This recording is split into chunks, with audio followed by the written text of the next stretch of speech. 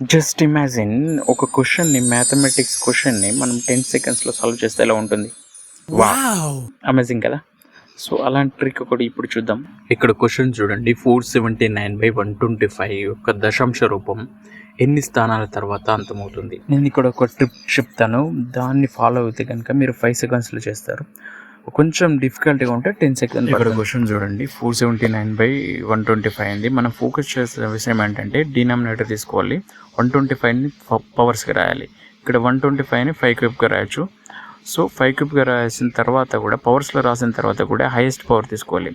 So 5 cube ఇక్కడ 125ని 5 క్యూబ్గా రాసిన తర్వాత హైయెస్ట్ పవర్ తీసుకోవాలి. ఇక్కడ మనకు 5 క్యూబ్ అనేది ఒకటే ఉంది కాబట్టి హైయెస్ట్ పవర్ వచ్చేసి 3 ఉంటుంది. సో 3 ఈజ్ ద ఆన్సర్ అవుతుంది. ఈ ట్రిక్ నచ్చితే లైక్ చేయండి. ఇలాంటి మరిన్ని వీడియోస్ కోసం నా ఛానల్ సబ్స్క్రైబ్ చేసుకోండి.